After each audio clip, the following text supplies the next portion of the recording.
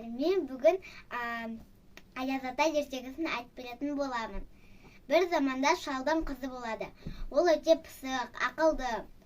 Кемпірдің қызы болады. Ол еріншек, жалқау болады екен. Шал өз шаруаларымен кетіп қалғанда кемпір орманға қызды қуып жібереді. Ол жылап отырған кезде Аяз айтады: бойжеткен, саған жылы ма деп? Я дейді.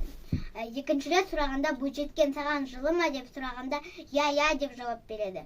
Оған сосын тон кигізіп, байлықпен шанаға отырғызып үйіне жеткізіп тастайды. Сосын кемпір мен қызы да оны таң қалып көріп барып, олар да орманға барып, сендерге жылы ма десе, олар